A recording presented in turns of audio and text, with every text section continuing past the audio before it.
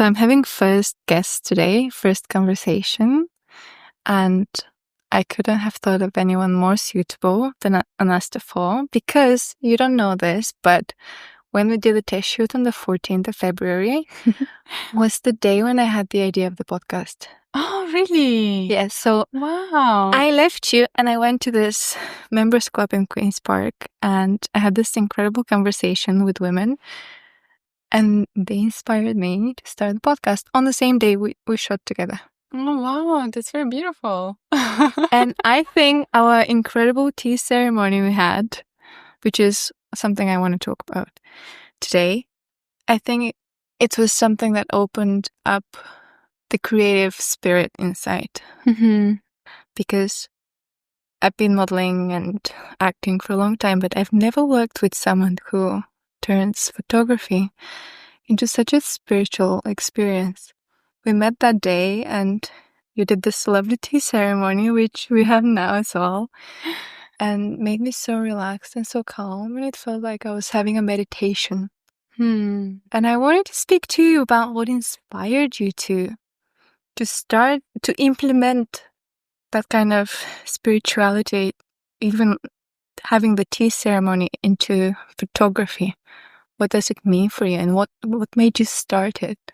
Oh, that's a beautiful introduction. Thank you, Eva. Yeah, I think it's worth mentioning that I'm a photographer because it could be a bit confusing. What kind of things are we talking about? Yeah, so I decided to combine photography with different mindful practices, which I love and which helped me a lot to feel more connected with my body and more in present moments. And there are so many different beautiful practices you can create and you can combine with photography. And now I'm playing around which kind of things I want to try and which kind of practices I want to combine with photography more. But for now, I feel like tea ceremony for me, it's a lot about building a connection. Yeah, very suitable.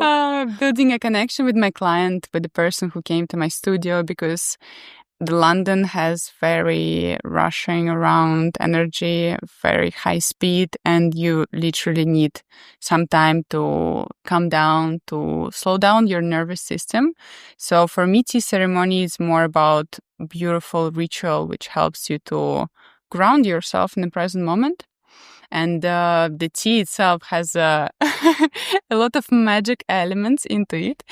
You should see, there's like this beautiful fish inside. Yeah, beautiful cup. Yeah, so I wouldn't say I'm very experienced in like facilitating professional tea ceremony for like many people, because that's not my goal. My goal is to build a connection with one person or like a few person if I do that in the event. But yeah, tea ceremony for me, it's a ritual to just calm down before the photo shoot. And yeah, and then there is another practice, which we didn't do with you. Okay, tell me. But because we had like a test shoot and more like a creative process. But yeah, second thing I'm doing is movement practice. So we are now in my my small studio space. Gorgeous. And it's hard to imagine because this space is changing a lot, but it has really nice atmosphere when I prepare everything for a photo ceremony. And I conduct like a 30 minutes movement practice. So it sounds very vague, right? What is movement practice? So it's a basically guided meditation when I evoke the person to move with their different parts of their body and put their attention to the different parts of their body, like a shoulder, for example, or your elbow. How often are you thinking about your elbow? Never.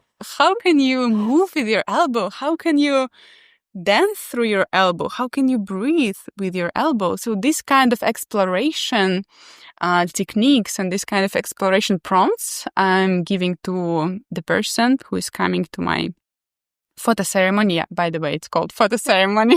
I love that.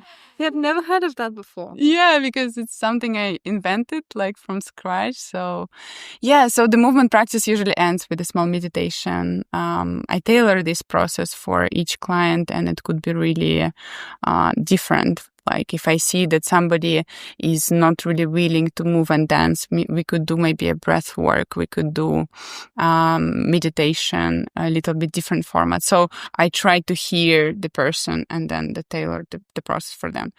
So yeah, and since we're talking about photography, this is the next step. Yeah. So imagine after having a tea ceremony, after building this connection with your photographer, which could be quite important to feel seen, to feel that somebody interested in you, because I'm genuinely interested in all people that come in here. And and then you feel that you have some kind of intention, for example, and then you have the opportunity to share about it. You have the opportunity to feel seen in this particular area, which could be vulnerable sometimes.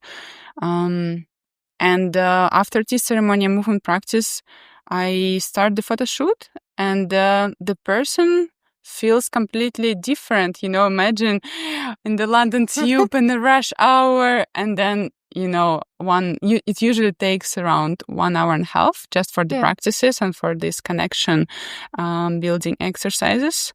And then when we start the photo shoot, they feel completely different. I also ask them to not use their phone during the whole session, to not break the state we've been building for such a long time. Not very long time, but still. And then we start taking pictures, and you just feel completely different because you are more relaxed. Your nervous system is calming down after the breathing and all other things. And and pictures turn out different.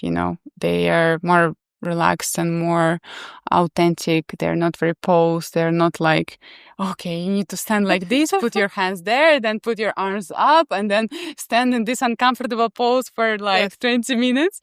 So it's more about, we chat, I ask them questions, we start taking pictures like really slow. Sometimes I just introduce my camera in the beginning. It was the same as you did with microphone. Okay. When you just arrived and you put your microphone in the table, I had this idea that I'm doing the same with my camera sometimes, because for people it could feel intimidating to have camera in the space. And I'm trying to introduce the camera a little bit in advance, because some people have fear of them being photographed, and maybe it's the same with podcasts. Somebody could have a fear to speak, because I was also a little bit felt a little bit vulnerable about speaking English, because it's not my first language, and somebody recording that and then listen to this. You're not looking at that. Yeah. So the photoshoot part is usually very creative, and I also give the person some different ideas of what they can do, so they feel they're not posed, but for example, shifting your weight from one leg to another and move around your around the space, for example. It's a prompt, so you know how to do that, because sometimes people I don't know how to pose, but do you know how to walk? Yes. That's what we're gonna do. Do you know how to, I don't know, talk to me? That's what we're gonna do. And then I will make you feel great, and then I will get this shots of the smiles and different emotions, because I think emotions is what's important in photography for me. People might not know this, but you're a model as well. Mm-hmm. Did the modeling experience shift your idea on what photography should be like by working with photographers? I mean, when I work with photographers, I find it sometimes very rigid, the whole experience, which is why I've always been looking for something else to do, because it doesn't feel fulfilling or satisfying sometimes, because for me, it has to be about human connection, about creating an experience. And a lot of the time, it just feels quite void of that. Yeah, I totally understand you, because I wouldn't say I'm a model now. When you said that, I felt this kind of like, no. But actually, I do work and I do have some like works from time to time, but it's hard for me to identify myself in this way. Also because of the same reason you just said. It's a business when people are selling clothes. So it's not about human connection at all. Yeah. It could be quite interesting experience. And I've been working as a model for, 7 years, but I stopped before pandemic. So since then, I haven't been putting much effort into this sphere of my life. I just had maybe like a few photo shoots per year just as an extra income. But in terms of, this kind of photography, I would say it's so hard to say the overall idea, because it has I now thinking about my path after modeling. I've done so many different things, and I think some of them shaped my photography even more than modeling. So I've done posing workshops, which is not exactly about posing in a traditional way, but more about like also movement practice, and then some different prompts, what you can do in front of the camera so your posing looks authentic and interesting. So I've done this workshop many years, also I think 5 or more years, and I've built a program. And first I started, it was more like a modeling and posy thing, and for models, and for not only for models, actually. I think most of my clients were everyday people who just wanted to feel a little bit more comfortable in front of the camera. But I was doing these workshops and I really liked it because it was a lot about like body liberation. We were dancing, we were shouting, we were like being crazy. I just love being crazy and wild sometimes, because if you stretch your comfort zone, then it's much easier for you to feel natural and authentic when you just slow down and just, sitting on the chair, walking. And that was one kind of big thing. And obviously, after this experience, photography itself felt very easy for me. When I picked the camera, I was like, I know how to, like, the composition and all that. And just the beautiful part of it felt very easy for me. And in terms of other experiences which led to the photo ceremony, I think the biggest one is my experience of facilitation different workshops, which weren't posing workshops. I've seen you have 2 coming up now. Yeah. I have a women's circle on 10th of May in London, and that's it. Just one. So what is that about? So I started this journey from blindfolded experiences. Oh my God. Okay. Tell me more, please. I love that. So that was just such a great exploration, such a great discovery for me. When you close your eyes, the world is different. All the attention that just goes through your eyes to checking the things around you, how somebody is doing something, whether you're better or you're worse. Like imagine the yoga class, for example. Yes. You're looking around and your brain is analyzing what's happening, and it takes so much energy. So when you close your eyes, this energy goes inside. Let's do it. Okay. So we closed our eyes.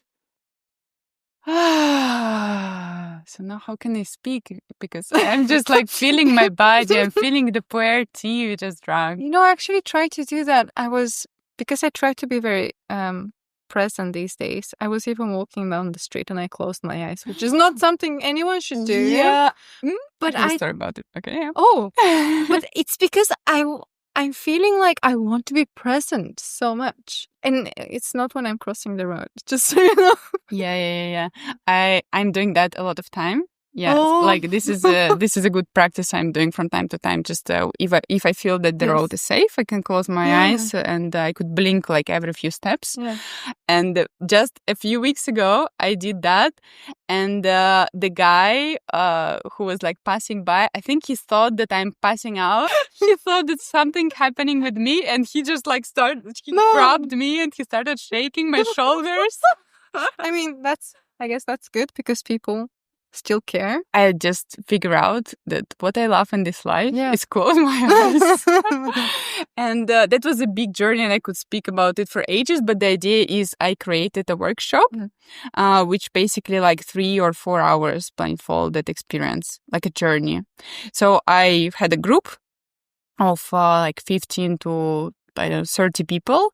They would have a blindfold on their face, and I would guide them through a journey, and that would include so many different things, from meditation, dancing, experiencing like kind of non-sexual touch with each other through different practices. It could be even food tasting. Sometimes I was like preparing, a piece of banana. Like, try to eat a piece of banana for like with your eyes closed, and for a longer time.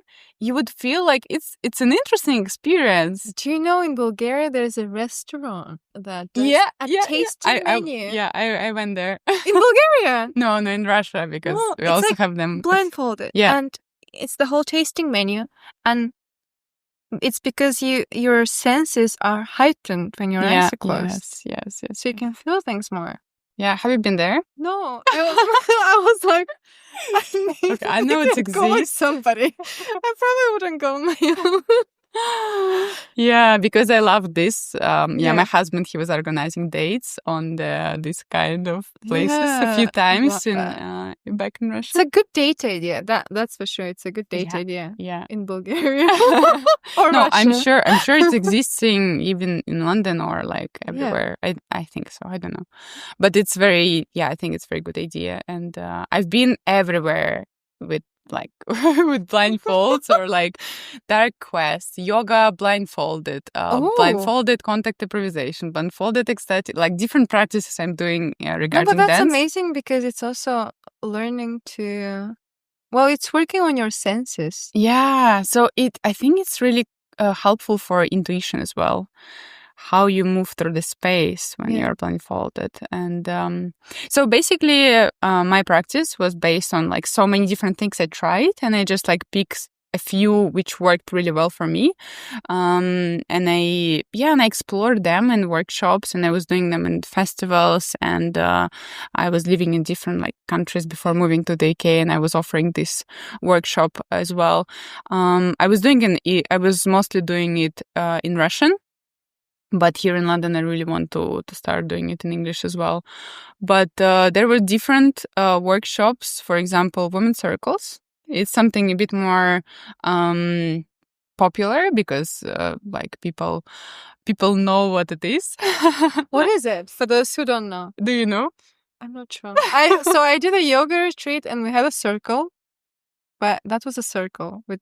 So I'm not sure. You were just sitting in the circle doing asanas? We were dancing in a circle with music and the sunset. So the women's circle is, it's a very wide practice, which could be interpreted in very different ways because different facilitators would have their different views.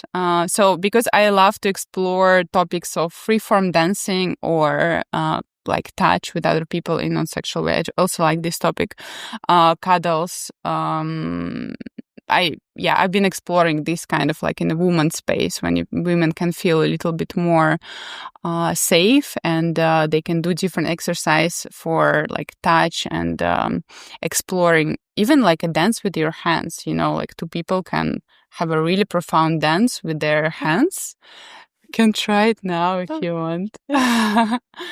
And then if you close your eyes and I even closed them before you said it's like an automatic feeling that you just want to do it.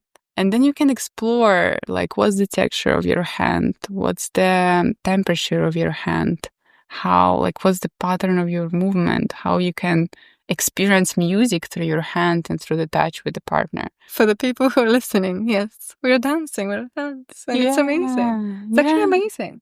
Yeah, so, women's circles could be about speaking of different topics, I don't know, grieving about something. It could be very sad. It could be happy. It could be about anything, really. So it's about women coming together. Usually there is an opening circle when everybody shares maybe their intention, their names, how they feel, something like that. There is a few different practices with the theme of the women's circle. It could be dancing practices, it could be drawing, it could be anything else, what facilitator wants to bring that day and what was the theme. Literally, when you came together with women, it's different energy. Like even if you create a beautiful space, like you have a beautiful mandala, for example, like some flowers and candles like in the middle. If everybody comes like in a dress and it's a beautiful space, so that's on itself creates a little bit of a moment of maybe relaxation, more like a present moment, and then you do different practices. I really love to do women circles about dancing, because not like a dancing in a way that we are learning some different steps or choreography. I'm not really good at it at all. I'm really bad at it. I'm good with feeling how my body wants to move and how my body wants to experience music. And I like to offer different practices which are helping women or like men, if it's mixed group, to explore something around it, like walking through the space and greeting people with your hands, for example, without saying anything. You always have this urge to like, hello, how are you? My name is, hello, this is like, I like to do my kind of workshop speechless, not for me, but for my participants. So they can experience how is it to communicate with somebody without words.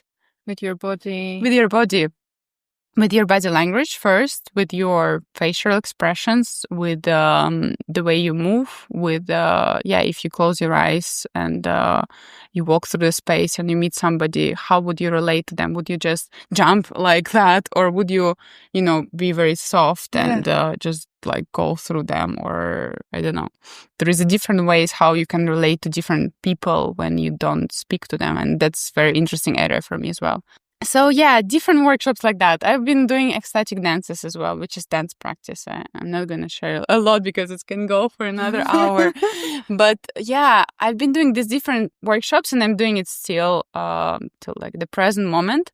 And when I started to take pictures, like more professionally, I was like, wait, this kind of experience is fully applicable. I just cannot not combine it together, because it feels very logical and natural for me to build this connection with my client first and to make them feel comfortable first. I was trying it out with like different friends, and I was gathering feedbacks, and I'm still like, I would say now I'm also reforming this offering a little bit, because I'm thinking maybe I can also narrow it down to like different specific areas. For example, create a photo ceremony for professionals who wants to, like small business owners, for example, for whom it's really important to develop and deliver their business idea to their clients through photography.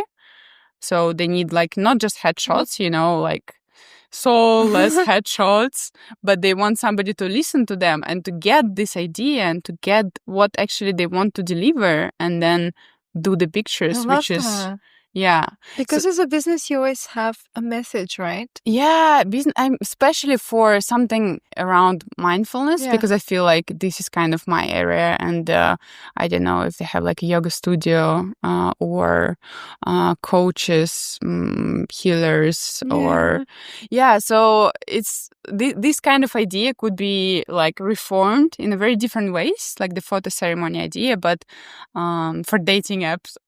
It's like recently I had a photo ceremony. Because I just re-downloaded dating apps. I don't know if my pictures are very spiritual though. But there is actually a huge problem about it, because people are getting pictures which are not look like them. Well, I can attest to that, because I just had a little scroll, and most of the time people don't even have their faces on. It's just sunglasses and hats and blurry pictures. And for me it's quite interesting, because why even create a profile if you're not going to represent yourself? This is a big thing as well, because so a few days ago I had a photo ceremony for a guy, and he he bought it because he wanted to do pictures for dating profile, and his pain was like, I want to be myself. Yes. I don't want to lie. I want to have a serious relationship. I want to be there just like as I am. Yeah. And the photo ceremony is really helpful because you're not stiff as like if you would have this headshot like in 35 minutes. And I came to his like place and we did the practices and tea and movement, and that was really beautiful. And after that I got inspired maybe to change it a little bit for this audience as well. Like, so this is a very creative process for me, and still trying to find like best ways to express the idea that I have, because it's all about like a website and all that, you know. Okay, so we decided to take a little U-turn, 180 degree, and give some advice to people. This is following the talk about dating apps. Because I feel like by dating apps topic. I feel like people will be interested potentially. It's about unveiling your authentic energy, how to be yourself, and you could call it sexual energy, but it's more about being authentic. In a way that people can connect to you, feel the real you, because I feel like we walk around and we meet so many people, and it's almost like we have these robotic interactions with people in day-to-day life. Like you said at the beginning as well, London is just so, everything is just so robotic in a way. Yeah. So we need to get in touch with ourselves more. Yeah. Oh, it's a very interesting topic because it speaks to me a lot, since I'm from very different culture. And I think our cultures may be a little bit similar, like Eastern Europe. I feel like when I just moved to the UK, for me, it was really hard. The small talk, the like, how are you question, and all these kind of things. And I would say it's necessarily, obviously, it has its benefits, like this kind of communication. But then it was so vital for me to find places, to find people where I can deepen my connections and relationships with them. And for me personally, that was through different somatic practices and events, which I went to, and I found those people there.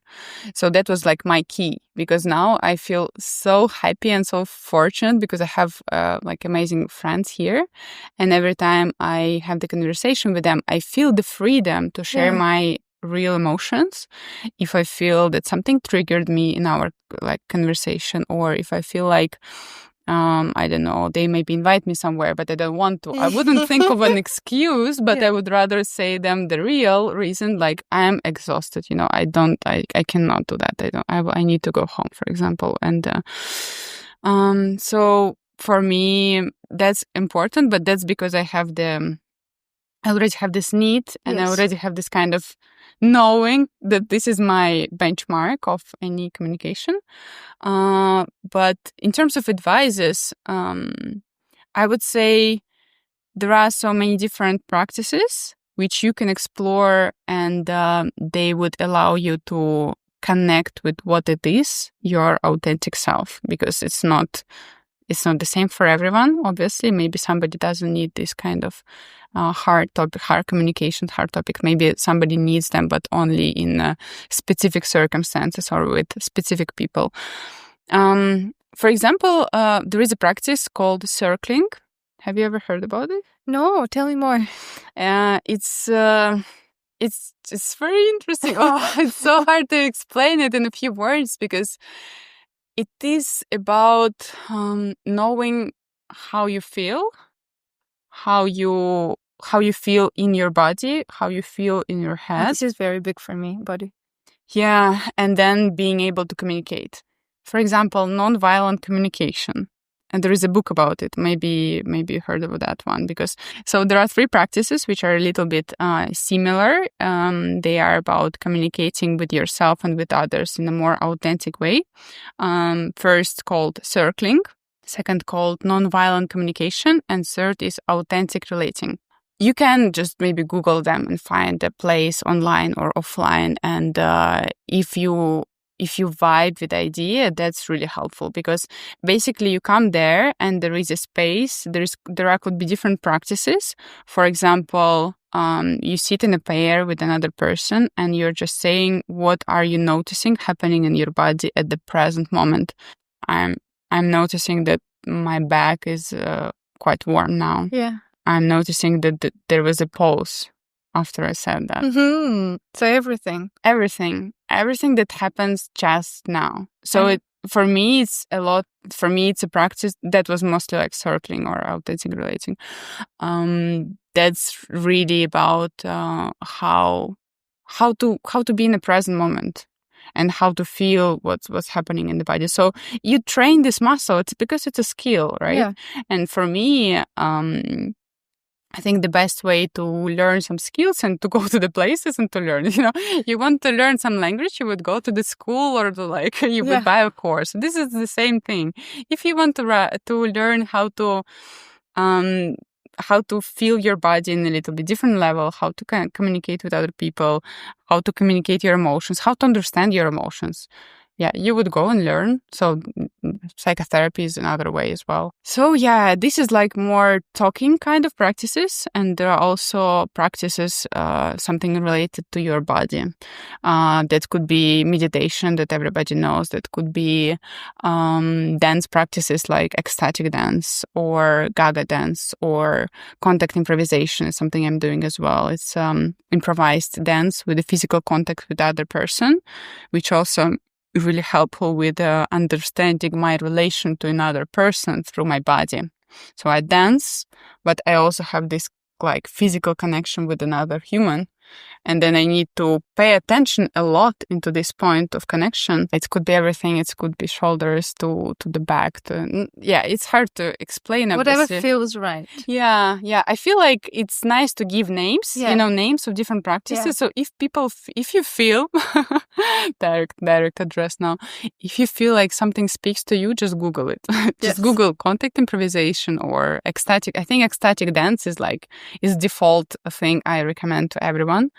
Because it's amazing dance practice when everybody barefoot, no speaking, no substance, no alcohol, nothing, sober, no shoes as well. That's big because we the shoes is big because the shoes is very big. No, but even when I grew up, I knew the importance of feet touching the ground, the skin touching the ground, because then you're literally grounding. Because your body is on the ground, skin to ground. And that is quite Eastern European as well. When I was spending my holidays in the country, I would run barefoot in the garden. And that wasn't even called a practice or anything. It was just being a natural. Yeah, being in normal. nature. Yeah. Exactly. It was the normal thing. Yeah. I would say similar for me. I grew up next to the lake and next to like a lot of nature. Some periods of my life, like when I was really small. So yeah, just Google practices and go and check it out and try, because it could feel intimidating when you read the Eventbrite page and there's like, oh, there's a lot. There's a lot, but then you just need to try what works for you. That's the thing. It has to be authentic to you, because not every practice will work for you. Yeah. So these are could be quite social practices, but there are also less social things like breath work, for example. So when you like breathing in a special technique, it's basically like deepening your breath, and then you just have a lot of oxygen coming in your brain, and then there is some like interesting effects. You can also explore that, but not my favorite one, but just try everything. I think last maybe 5 years I've been like, like a traveler who explored different countries. I was like Anasta, who was exploring every practice I could find, like something new. And I was like, wow, is this something that could help me to understand myself better, to understand how can I relate to others better? I will try it. So I feel like this kind of like many years of exploration period. And then now I know that, okay, if I have this kind of like maybe feel of disconnection, then I would go like for ecstatic dance. If I feel like I really need some clarity or I need like to be in the present moment, I would go to circling, for example. For me, it's very like present practice because you're noticing what's happening right now. Although you mostly speak about this experience, it's not as embodied, but you still, it's like I've been encircling for like 2 days workshop. And on the second day, I don't know, I think I never felt as present in my mind because I was only, every single moment, just like, what's happening here? What's happening in my body? What kind of thought came to my mind? So it's not only about body. It's also like, I got this thought. And then I share about it because I'm with people who are like in this state. I speak to a person and then they say something that triggers me. Yeah. And I was like, when you said that triggers me. And you just say that straight away. This kind of like communication, which is so different from every day. So it's not about like showing up your confidence best self. It's about being vulnerable. Yeah. It's sometimes about saying to people face to face that you don't like them, that maybe they, I don't look ugly or something. Oh my God. Can you imagine? I mean, you don't have to do that, but if these kind of feelings arises, it's all about you. It's not about another person. Of course. Yeah. And this is how you can teach yourself that that's about you. And then when you receive something like that, when you go on the street and somebody's shouting like, you're like, okay, it's about them. We understand that, but sometimes we forget and we can get upset, or if you are communicating with relatives or something like that. Oh, yes. And you're like, sometimes it's hard to distinguish like their problems and like, oh, maybe something wrong with me. So this practice helps. I love that. I mean, there's so many things for people to try. And if you live in London, maybe you can go to Anasta's workshop in May.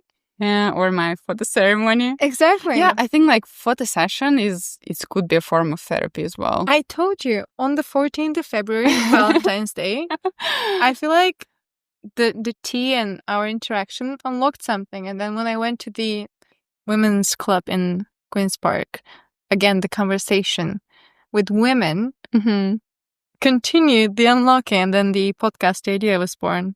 Yeah. And that's why I feel like connection and authentic connection is so important. Specifically, authentic connection. Yeah. Well, thank you so much. You're so inspiring, and thank you, Eva. Please follow Anasta. Please follow Anasta. And you're with me, Eva, and you're listening to Connected with Eva, the podcast on human connection.